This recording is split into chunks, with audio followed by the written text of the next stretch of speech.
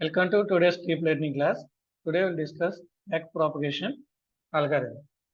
So generally backpropagation algorithm is used for training the feed-forward neural networks. Feed-forward neural networks ఏవైతే ఉన్నాయో వాటిని training చేయడానికి backpropagation algorithm ఉపయోగిస్తాం. It plays an important role in improving the predictions made by the neural networks. ఎందుకు important role play చేస్తుందంటే because we are training the neural networks in an iterative manner. For example, నేను back propagation algorithm ఉపయోగించి లేదా ఒక నెట్వర్క్ని లేదా ఒక neural నెట్వర్క్ని ఒక 20 approaches train చేశాను. అంటే 20 టైమ్స్ నేను దాన్ని ఇటరేటివ్గా ట్రైనింగ్ అనేది చేస్తాను అనమాట. In back propagation we train the network in a iterative manner until the network is converged. మనకు నెట్వర్క్ అనేది కన్వర్జ్ అయ్యేంత వరకు లేదా మనం ఎక్స్పెక్టెడ్ రిజల్ట్ అనేది మ్యాక్సిమం గెయిన్ చేసేంత వరకు లేదా నియర్లీ ఎక్స్పెక్టెడ్ రిజల్ట్ వచ్చేంత వరకు మనం నెంబర్ ఆఫ్ ఇటరేషన్స్ అనేవి పర్ఫామ్ చేస్తూ ఉంటాము. అందుకని బ్యాక్ ప్రాపగేషన్ అల్గారిథం అనేది న్యూరల్ నెట్వర్క్స్లో ప్రెడిక్షన్ అనేది పర్ఫెక్ట్గా చేయడానికి ఉపయోగిస్తాము. ఏంటి ఫీడ్ ఫార్వర్డ్ న్యూరల్ నెట్వర్క్ అంటే చూడండి, in a feed forward neural network the input is moves forward from the input layer to the output layer. Same neural నెట్వర్క్లో మనం ఏదైతే చెప్తున్నది ఇన్పుట్ అనేది మనకి ఇన్పుట్ లేయర్స్ నుంచి అవుట్పుట్ లేయర్స్కి మూవ్ అవుతుంది. అలాగే మనకి ఇక్కడ ఎర్రర్ ఏదైతే జనరేట్ అవుతుందో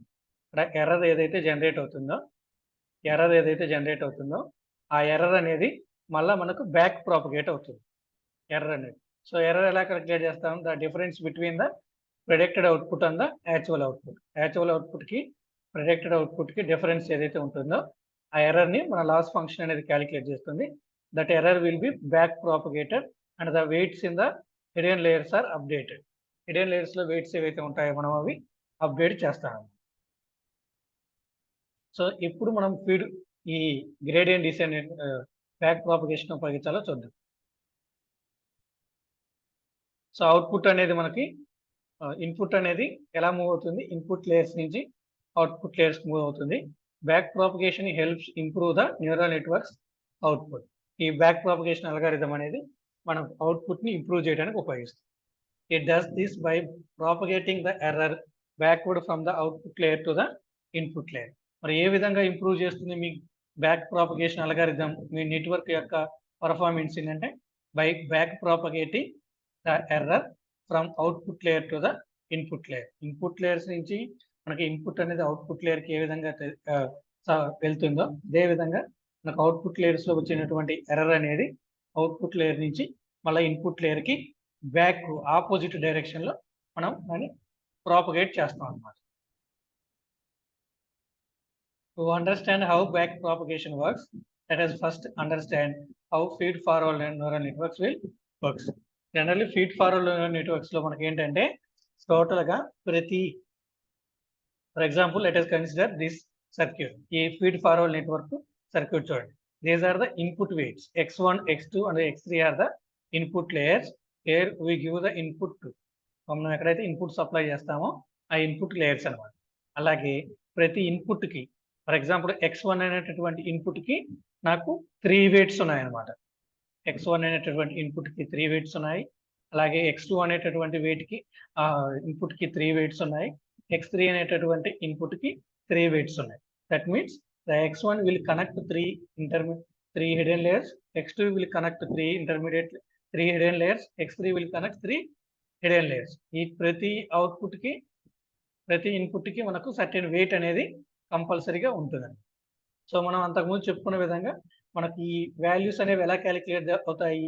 x1 into w1, x1 into w2, x1 into w3, అలాగే x2 into w1, x2 into w2, x2 into w3 ఇలా. అలా కాకుండా 1-to-1 మ్యాపింగ్ ఉంది అనుకోండి, మీకు x1 into w1, x2 into w2, x3 into w3 అంటే ఒక ఇన్పుట్ లేయర్ మీకు ఓన్లీ 1 హిడెన్ లేయర్నే కనెక్ట్ అవుతుంది అనుకోండి.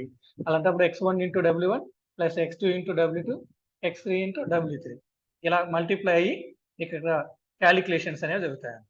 ఆ క్యాలిక్యులేట్ అయినటువంటి వెయిటెడ్ వాల్యూస్ ఏవైతే ఉంటాయో అంటే x1ని w1ని, x2ని w2ని, x3ని w3ని మల్టిప్లై చేసినప్పుడు వచ్చేటటువంటి సమ్ము మొత్తాన్ని మనము యాడ్ చేస్తాం అనమాట. యాడ్ చేసి ఈ మూడిటి యొక్క సమ్‌ని యాడ్ చేసి మన అవుట్‌పుట్‌కి పంపిస్తాం. సమ్‌ని యాడ్ చేసి అవుట్‌పుట్‌కి పంపిస్తాం. So that output is called Y R. Y power ఇలా క్యాప్చర్ వస్తది. ఇది వైఆర్ అని పిలుస్తాం. That is the predicted output అన్నమాట. సో ఇప్పుడు నెక్స్ట్ ఏం చేస్తామంటే ఈ ప్రెడిక్టెడ్ అవుట్‌పుట్‌ని యాక్చువల్ అవుట్‌పుట్‌ని రెండిటిని నేను కంపారిజన్ చేస్తాను. At the fourth stage predicted అవుట్‌పుట్‌ని యాక్చువల్ అవుట్‌పుట్‌ని నేను కంపారిజన్ చేస్తాను. కంపారిజన్ చేసినప్పుడు నాకు లార్జ్ డిఫరెన్స్ అనేది ఉందనుకోండి. ఫర్ ఎగ్జాంపుల్ నేను 90% యాక్యురసీని ఎక్స్‌పెక్ట్ చేశాను. ఓన్లీ నాకు 40% వైఆర్‌టి వాల్యూ నాకు 40% వచ్చింది. నేను వై వాల్యూ 90% ఎక్స్‌పెక్ట్ చేశాను. నాకు నెట్వర్క్ యొక్క వైఆర్‌టి వాల్యూ 90% ఎక్స్‌పెక్ట్ చేశాను. That is my Y value. Actual output నేనేం రావాలనుకున్నాను 90% రావాలనుకున్నాను. బట్ మీకు వాల్యూ ఎంత వచ్చింది 40% వచ్చింది. That means the difference between predicted output and actual output will be 50% అన్నమాట. ఓకే. ఈ 50% ఎర్రర్ ఏదైతే ఉంటుందో ఆ 50% ఎర్రర్ మళ్ళా మీకు బ్యాక్ ప్రాపగేట్ అవుతుంది. బ్యాక్ ప్రాపగేట్ అయ్యి ఏం చేస్తాము? ఈ అవుట్‌పుట్ లేయర్ నుంచి హిడెన్ లేయర్ దగ్గరికి వస్తాం. హిడెన్ లేయర్ దగ్గరికి వచ్చిన తర్వాత ఇక్కడ వెయిట్ వాల్యూస్ ఉన్నాయి కదా! W1, W2, W3 wait values ఉన్నాయి కదా! ఈ వెయిట్ వాల్యూస్‌ని అడ్జస్ట్ చేస్తాం. ఓకేనా? For suppose let us assume that let us assume just it is an assumption. Let us assume that I have 50% difference. నాకు 50% డిఫరెన్స్ వచ్చింది కదా ఎర్రర్‌లో. సో అప్పుడు నేనేం చేస్తానంటే ఇక్కడ ఉన్నటువంటి వెయిట్ వాల్యూస్‌ని నేను ఏదో ఒక రెగ్యులరైజేషన్ టెక్నిక్ ఉపయోగించి ఏదో ఒక L1 గాని, L2 రెగ్యులరైజేషన్ టెక్నిక్స్ ఉపయోగించి అక్కడ ఉన్నటువంటి వెయిట్ వాల్యూస్‌ని నేను రెడ్యూస్ చేస్తాను. స్మాల్ వాల్యూస్ కింద కన్వర్ట్ చేస్తాం. ఫర్ ఎగ్జాంపుల్ W1 వాల్యూ ఒక 13 35 ఉందనుకోండి. దాన్ని ఒక 15కి మార్చడం. W2 వాల్యూ ఒక 14 ఎంత ఉందనుకోండి. దాన్ని ఒక 20కి మార్చడం. అలా రెడ్యూస్ చేస్తాం. Or you can increase the value. ఉన్నటువంటి వాల్యూని మీరు ఇంక్రీజ్ చేయొచ్చు, తగ్గించొచ్చు. అది మీ ఇష్టం. ఫస్ట్ ఒకసారి నేను తగ్గించి మళ్ళా నెట్వర్క్‌ని సెకండ్ ఇటరేషన్‌లో ట్రైనింగ్ చేస్తాను. అప్పుడు నేనేం చేస్తాను డిఫరెన్స్ కాలిక్యులేట్ చేస్తాను. ఇందాక తగ్గించాం కాబట్టి ఈసారి మళ్ళా వెయిట్ వాల్యూస్ నేను ఇంక్రీజ్ చేసి మళ్ళా నేను థర్డ్ ఇటరేషన్‌లో నేను అవుట్‌పుట్ అనేది చూసుకుంటాను. ఈ విధంగా నంబర్ ఆఫ్ ఇటరేషన్స్‌లో మీకు నెట్వర్క్ అనేది ట్రైన్ అవుతే దాన్ని మనం ఏమని పిలుస్తామంటే ఫీడ్ ఫార్వర్డ్ న్యూరల్ నెట్వర్క్ అని పిలుస్తాం. In feed forward neural network the error will be back propagated again to the hidden layers. Error అనేది బ్యాక్‌గా మీకు ప్రాపగేట్ అవుతుంది. బ్యాక్ వెళ్తుంది. మనకి ఇన్పుట్ లేయర్స్ నుంచి ఇన్పుట్ ఎలాగైతే అవుట్‌పుట్ లేయర్‌కి వస్తుందో అలాగే అవుట్‌పుట్ లేయర్ నుంచి అవుట్‌పుట్ లేయర్‌లో వచ్చినటువంటి ఎర్రర్ ఏదైతే ఉంటుందో ఆ ఎర్రర్ అనేది మళ్ళా మీకు బ్యాక్ ప్రాపగేట్ అవుతుంది. వెయిట్స్ దగ్గరికి వస్తుంది. ఆ వెయిట్స్ దగ్గరికి రాగానే మనం అక్కడ ఉన్నటువంటి ఎర్రర్ ఆధారంగా ఉన్నటువంటి వెయిట్ వాల్యూస్‌ని మనం చేంజ్ చేస్తాం అన్నమాట.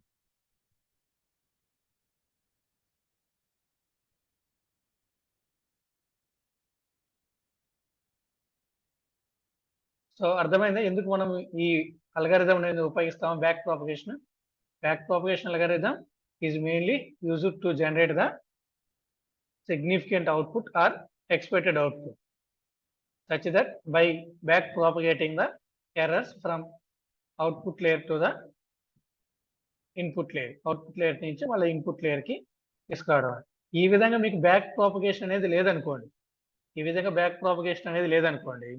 అప్పుడు మనం ఏం చేయాలి? టెస్ట్ అండ్ ట్రైల్ ఉపయోగించాలి. టెస్ట్ అండ్ ట్రైల్ అంటే ఏంటి?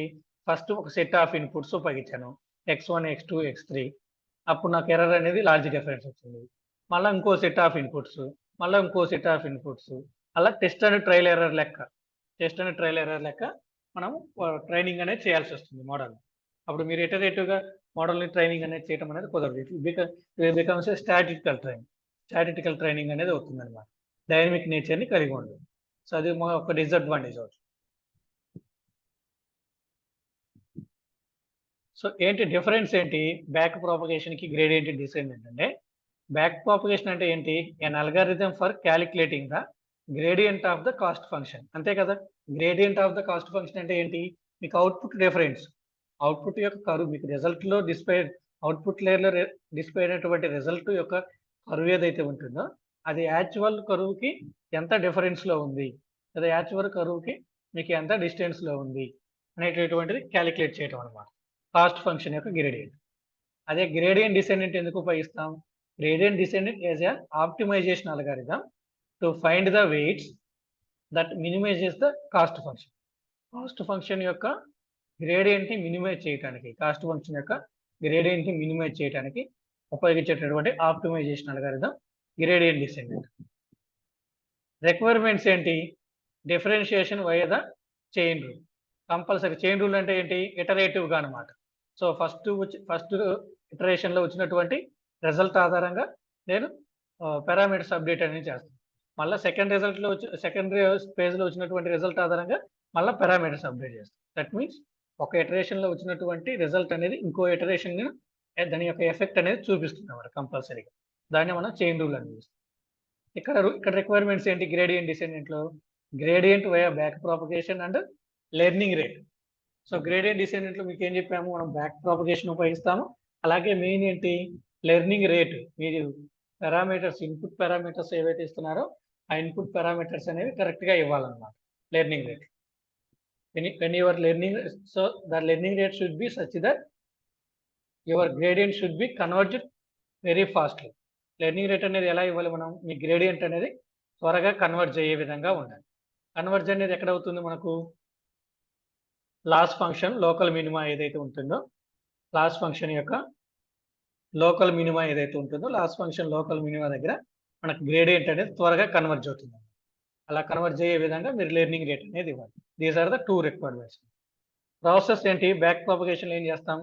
ప్రాపగేటింగ్ ద ఎర్రర్ బ్యాక్వర్డ్స్, అంటే అవుట్పుట్ లేయర్స్ నుంచి ఇన్పుట్ లేయర్కి, and calculating the gradient of the error function with respect to the weights. ఓకేనా? ఎర్రర్ బ్యాక్ ప్రాపగేషన్ చేస్తాం. మనకి ఎర్రర్ డిఫరెన్స్ ఏదైతే వస్తుందో ఆ డిఫరెన్స్ ఆధారంగా మన వెయిట్స్ని అప్డేట్ అనేది చేస్తాం. గ్రేడియంట్ డిసెండెంట్ అంటే ఏంటి? Descending down the cost function until the minimum point, find the corresponding weights. So gradient డిసెంట్లో మనం ఏం చేస్తాం? ప్రాసెస్లో మనం లెర్నింగ్ రేట్ ఏదైతే ఉంటుందో ఆ లెర్నింగ్ రేట్ ఆధారంగా మీ descendent curve, gradient descendent curve అనేది లోకల్ మినిమా వచ్చేంత వరకు మీరు అప్డేట్ చేస్తూ ఉంటారు. వెయిట్ యొక్క వాల్యూస్ని అప్డేట్ చేస్తూ ఉంటారు. Descending the down the cost. ఓకేనా? కాస్ట్ ఫంక్షన్ యొక్క వాల్యూ ఏదైతే ఉంటుందో, ఎర్రర్ వాల్యూ ఏదైతే ఉంటుందో దాన్ని మినిమైజ్ చేసుకుంటూ రావాలి. ఎంతవరకు మినిమైజ్ చేసుకుంటూ రావాలి? Until the minimum point. Minimum point అంటే ఏంటి? Local minimum. Until minimum point, find the corresponding weights. Minimum points వచ్చేంత వరకు మీరు దాన్ని డౌన్ చేసుకుంటూ వస్తాము. కాస్ట్ ఫంక్షన్ యొక్క కరువుని అలా డౌన్ చేసుకోవడానికి కావాల్సినటువంటి వెయిట్స్ వాల్యూస్ని మనం ఫైండ్ చేయాలి ఇక్కడ gradient descendent. So next one చూడండి, tuning hidden layer count and neuron count. So మనం ఇక్కడ పైన ఈ బ్యాక్ ప్రాపగేషన్ కానీ గ్రేడియంట్ డిసెండెంట్ చెప్పుకునేటప్పుడు మనం పారామీటర్స్ ఏం చెప్పుకున్నాము? బ్యాచ్ సైజ్ కావచ్చు, అలాగే లెర్నింగ్ రేట్ కావచ్చు. మీ న్యూరల్ నెట్వర్క్ అనేది దేని మీద డిపెండ్ అవుతుంది? దాని యొక్క పర్ఫార్మెన్స్ అంటే బ్యాచ్ సైజ్ కావచ్చు, లెర్నింగ్ రేట్ కావచ్చు. సో దాంతోపాటు ఇంకో మెయిన్ పారామీటర్ ఏంటంటే hidden layers and number of neurons. So ఎలాగైతే మీ న్యూరల్ నెట్వర్క్ పర్ఫార్మెన్స్ అనేది learning rate and batch size మీద డిపెండ్ అయి ఉంటుందో, అలాగే నెంబర్ ఆఫ్ హిడెన్ లేయర్స్ ఎన్ని ప్రెజెంట్ అయి ఉన్నాయి, నెంబర్ ఆఫ్ న్యూరాన్స్ అనేవి ఎన్ని ప్రెజెంట్ అయి ఉన్నాయి అనే దాన్ని బట్టి కూడా మీ నెట్వర్క్ యొక్క పర్ఫార్మెన్స్ అనేది డిపెండ్ అయి ఉంటుంది. You can also call these as hidden layer యొక్క కౌంట్, అలాగే న్యూరాన్ యొక్క కౌంట్ని హైపర్ పారామీటర్స్ అని పిలువచ్చు. Hyper parameters are the parameters which influence the performance of your network. మీ నెట్వర్క్ యొక్క పర్ఫార్మెన్స్ ని ఇంప్రూవ్ చేసేటటువంటి పారామీటర్స్ ని మనం హైపర్ పారామీటర్స్ అని పిలుస్తాము.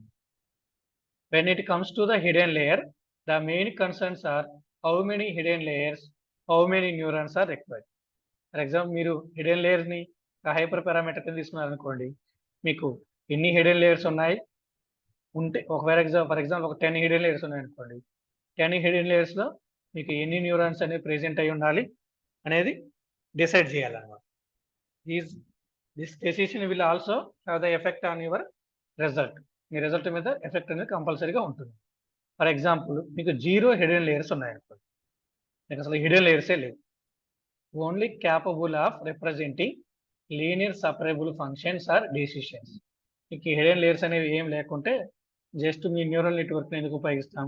To separate from positive and negative examples, or to separate true and false data, or to separate males and females. ఇలాంటి linear functionality ఏవైతే ఉంటాయో లీనియర్ వర్కింగ్ ఏదైతే ఉంటుందో అలాంటివి మాత్రమే ఉపయోగిస్తాం. లేదా decision making yes or no లాంటి డెసిషన్ మేకింగ్ వరకు మాత్రమే మీ న్యూరల్ నెట్వర్క్ అనేది పనిచేస్తుంది. If there are no hidden layers, if it contains only one hidden layer, ఒక హిడెన్ లేయర్ మాత్రమే ప్రెజెంట్ అయి ఉంటే can approximate any function that contains a continuous mapping from one finite space to another finite space. The one hidden layer will work like such that it will map from one finite space to another finite space. అంటే ఒక problem domain లో ఉండేటటువంటి ఒక problem ని ఇంకో domain లోకి వెళ్ళి కూడా మీరు సాల్వ్ చేసేటటువంటి క్యాపబిలిటీ అనేది వస్తుంది. ఫర్ ఎగ్జాంపుల్, మీరు ఒక ప్రాబ్లమ్ కాంప్లెక్స్ ప్రాబ్లమ్ అనేది చేస్తున్నారు అనుకోండి, ఆ కాంప్లెక్స్ ప్రాబ్లమ్ ని సాల్వ్ చేయాలంటే మినిమం మీకు వన్ హిడెన్ లేయర్ అనేది ప్రెజెంట్ అయి ఉండాలి. మినిమం ఒక హిడెన్ లేయర్ అనేది ప్రెజెంట్ అయి ఉండాలి. For example, if it contains two hidden layers ఉన్నాయనుకోండి, can represent an arbitrary decision boundary to arbitrary accuracy with rational activation functions and can approximate any smooth mapping to any accuracy. So 2 hidden layers present అయ్యంటే లేదా 3 hidden layers present అయ్యన్నా కానీ మీకు మీరు arbitrary decision making తీసుకున్నా అంటే అప్పటికప్పుడు decision making తీసుకున్నా కానీ మీకు యాక్యురసీ అనేది చాలా ఎక్కువగా ఉంటుంది. సో వన్ థింగ్ ఏంటంటే, మీరు డీప్ న్యూరల్ నెట్వర్క్ లో మీ నెట్వర్క్ యొక్క పర్ఫార్మెన్స్ అనేది ఇంక్రీజ్ చేయాలంటే you need have more hidden layers అండి. అలాగని టూ మెనీ హిడెన్ లేయర్స్ ఉన్నా కానీ మీకు ప్రాబ్లమే వస్తుంది. ఈ ప్రాబ్లమ్ని సాల్వ్ చేయడానికి ఎన్ని హిడెన్ లేయర్స్ పాసిబుల్ అవుతాయో డిసైడ్ చేసుకొని దానికంటే ఒక 3 or 4 హిడెన్ లేయర్స్ మీరు ఎక్కువగా యాడ్ చేసుకున్నారనుకోండి, then you may expect the what you want. మనం ఏదైతే ఎక్స్పెక్ట్ చేస్తున్నామో నెట్వర్క్ నుంచి అది మీరు ఎక్స్పెక్ట్ చేయొచ్చు. There are many rules of thumbs methods for determining the correct number of neurons to use in the hidden layers, such as the number of hidden neurons should be between the size of the input layer and the size of the output layer. ఇవి layers ని ఏ విధంగా select చేయాలంటే 0 ఉన్నప్పుడు ఏం జరుగుతుంది, 1 ఉన్నప్పుడు ఏం జరుగుతుంది, 2 ఉన్నప్పుడు ఏం జరుగుతుంది.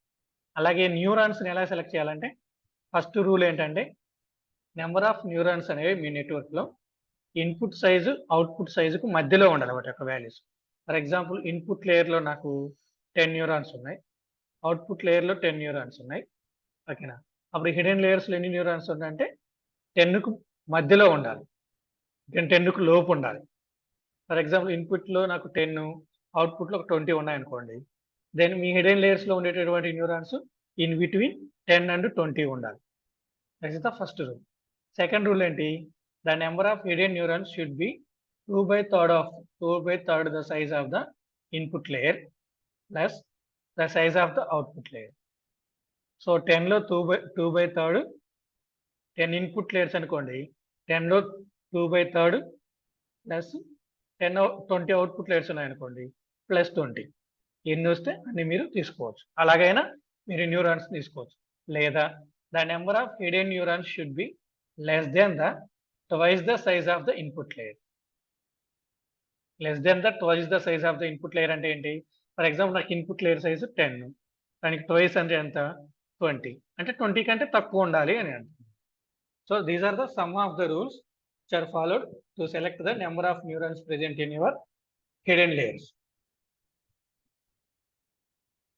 నెక్స్ట్ చూడండి, an intermediate net in keras అంటే ఏంటంటే, ఇది జస్ట్ లైక్ నెట్వర్క్ అనమాట. మనకు షాలో నెట్ ప్రీ ప్రాసెసర్ ఏదైతే ఉంటుందో అలా అనమాట.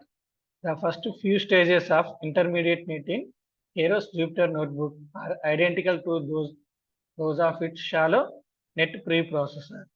We load the same Keras dependencies, load the MIST data in the same way, and preprocess the data in the same way. As shown in the example 8.1, the situation begins to get interesting when we design our own neural network architecture. So, అంటే ఇక్కడ ఏం చెప్తున్నా అంటే ఈ paragraph లో మీరు అంతకు ముందు చాప్టర్స్ లో ఒక MIST డేటా సెట్ ను ఉపయోగించి ఏ విధంగా అయితే మీరు న్యూరల్ నెట్వర్క్ ని కన్స్ట్రక్షన్ చేశారో యూజింగ్ కేరోస్ మోడల్ ఉపయోగించి ఏ విధంగా అయితే కన్స్ట్రక్ట్ చేశారో ఆ డేటా సెట్ ని లోడ్ చేయటం, కేరాస్ మాడ్యూల్ ఇంపోర్ట్ చేసుకోవటము, అది మొత్తం సేమ్ ఉంటుంది. అలాగే ప్రీ ప్రాసెసింగ్ కూడా సేమ్ ఉంటుంది. అంటే అన్వాంటెడ్ డేటా ఏదైతే ఉంటుందో అన్వాంటెడ్ డేటాని రిమూవ్ చేయటం, అది మొత్తం సేమ్ ఉంటుంది. బట్ డిఫరెన్స్ ఏం వస్తుందంటే the difference will start from construction of the architecture. మీరు న్యూరల్ నెట్వర్క్ ఆర్కిటెక్చర్ అనేది మీరు కన్స్ట్రక్షన్ చేయటం స్టార్ట్ చేసిన దగ్గర నుంచి మీ ప్రోగ్రామ్ లో డిఫరెన్స్ అనేది వస్తుంది. లేకుంటే పై పార్ట్ మీరు ప్యాకేజెస్ ని ఇంపోర్ట్ చేసుకోవటం కానీ, డేటా సెట్ ని లోడ్ చేయటం కానీ, అలాగే ప్రీ ప్రాసెసింగ్ చేయటం కానీ, ఇవన్నీ సేమ్ ఉంటాయి. మిగతా అన్ని న్యూరల్ నెట్వర్క్స్ మాడ్యూల్స్ ని ప్రతి న్యూరల్ నెట్వర్క్ ని ఇంప్లిమెంటేషన్ చేసేటప్పుడు ఈ స్టెప్స్ అనేవి సేమ్ ఉంటాయని చెబుతున్నాను. డిఫరెన్స్ ఎక్కడ ఉంటుంది? ఫర్ ఎగ్జాంపుల్ నేను LSTM మోడల్ ని ఇంప్లిమెంటేషన్ చేస్తున్నాను అనుకోండి, అప్పుడు ఆర్కిటెక్చర్ కన్స్ట్రక్షన్ అనేది ఒక విధంగా ఉంటుంది. లేదా ఫర్ ఎగ్జాంపుల్ నేను గురు ఆర్కిటెక్చర్ ని ఇంప్లిమెంట్ చేస్తున్నాను అనుకోండి, GRU ఆర్కిటెక్చర్ ని ఇంప్లిమెంటేషన్ చేస్తున్నాను అనుకోండి, అప్పుడు ఆర్కిటెక్చర్ కన్స్ట్రక్షన్ అనేది ఇంకో విధంగా ఉంటుంది. ఇలా డిఫరెంట్ గా ఉంటాయి. సో ఇక్కడ నేను ఏం చేస్తున్నానంటే ఒక సీక్వెన్షియల్ మోడల్ ని ఇంప్లిమెంటేషన్ చేస్తున్నాను. ఆర్కిటెక్చర్ కన్స్ట్రక్షన్ చేసి. సో మోడల్ ఏంటి? నాకు సీక్వెన్షియల్ మోడల్. టోటల్ గా నాకు 3 లేయర్స్ అనేవి ప్రెజెంట్ అయి ఉన్నాయి. So first layer input layer. So input size ఎంత? నాకు 784 ఇంటూ ఇన్ఫినిటీ. అలాగే యాక్టివేషన్ ఫంక్షన్ ఏమి ఉపయోగించాను? నేను RUL యాక్టివేషన్ ఫంక్షన్ ఉపయోగించాను at the input layers. These are the dense layers, middle layers. This is the output layer. By output layer, I am using the softmax function. softmax function ఉపయోగించాను. ఇది మనకి ఏమవుతుంది? Output layer అని. So first నేను ఏం చేశాను? Model construction చేసి. The model is sequential model. If the model is LSTM, you can give model equal to LSTM. So next ఏం చేయాలి? మోడల్ ని కంపైలేషన్ చేయాలి. Once you have constructed the model, you need to compile the model using model.compile. Model.compile ఉపయోగించి కంపైలైజేషన్ చేయాలి. Loss ని calculate చేయడానికి నేను loss function ఏమి ఉపయోగిస్తున్నాను? Categorical crash entropy. That means this categorical crash entropy will calculate your mean square error. ఏదైతే ఉంటుందో అది క్యాలిక్యులేట్ చేస్తుంది. అలాగే ఆప్టిమైజర్ ఏమి ఉపయోగించాను నేను? HGD, స్టాటిస్టిక్ గ్రేడియంట్ డిసెండెంట్ ఉపయోగించాను. What is my error rate? Error rate ఎంత? నాకు 0.1 అనమాట. Error rate specifies the hyper parameter. Statistic gradient descendant యొక్క హైపర్ పారామీటర్ వాల్యూ ఎంత? నాకు 0.1. దట్ మీన్స్ 10% అండి. సో మొత్తం నాకు వాల్యూస్ అనేవి దేంట్లో ఉన్నాయి? మెట్రిక్ ఏంటి? నాకు యాక్యురసీలో ఉండాలి. సో ఈ విధంగా నేను మోడల్ని కంపైలేషన్ అనేది చేస్తాను. సో కంపైలేషన్ చేసిన తర్వాత నెక్స్ట్ ఏం చేయాలి? మోడల్ని ఫిట్ చేయాలి. That means you need to train your model and validate your model. Model fit చేయడం అంటే ఏంటి? మీ ట్రైనింగ్ డేటా మీద ట్రై చేయాలి, వ్యాలిడేషన్ డేటా మీద వ్యాలిడేట్ చేయాలి. So for that purpose we're using model.fit. So model.fit xtrain ytrain. So batch size ఎంత? ప్రతి బ్యాచ్ సైజ్ ఎంత?